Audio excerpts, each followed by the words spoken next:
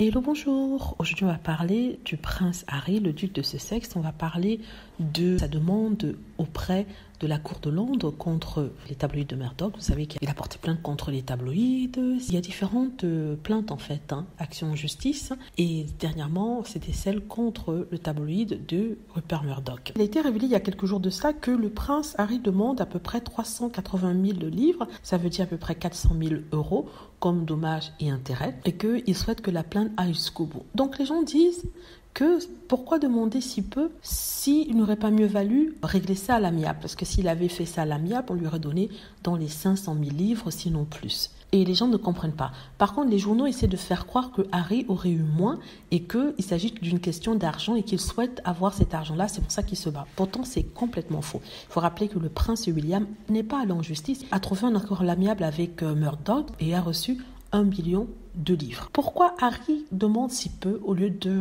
faire un accord à l'amiable pour avoir plus que les 300 000 livres qu'il demande, les 400 000 euros qu'il demande? Parce qu'il veut en fait que le monde soit au courant des tactiques des journaux. Cette plainte n'est pas pour avoir de l'argent parce que s'il voulait de l'argent, il aurait signé des accords avec l'entreprise de Murdoch. Ici, il s'agissait de mettre tout sur la place publique, mettre tous les sales manies des tabloïds sur la place publique. Oui, il y avait une enquête dans les années 2000, il y a 10 ans de cela, sinon plus 12 ans de cela, mais ça date de 12 ans et les choses ont changé, les choses n'ont pas évolué, c'est devenu pire, notamment pour lui et sa femme.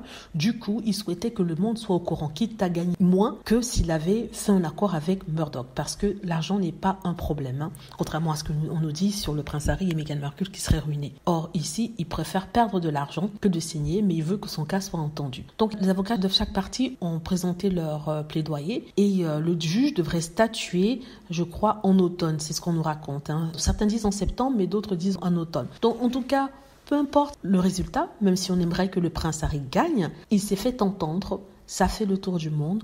On connaît que les tabloïds sont manipulateurs et ne s'arrêtent devant rien pour pouvoir obtenir les informations qu'ils souhaitent avoir. Donc voilà, c'est l'update que je voulais vous donner aujourd'hui de ce qui s'est passé devant la cour de Londres, dans la bataille du prince Harry contre Murdoch et ces tabloïds mensongers. Dites-moi ce que vous en pensez. J'espère que vous avez aimé la vidéo. N'hésitez pas à cliquer sur like si c'est le cas, à vous abonner pour plus de vidéos et à cliquer sur la petite cloche afin de être averti lorsque je poste une nouvelle vidéo. Merci.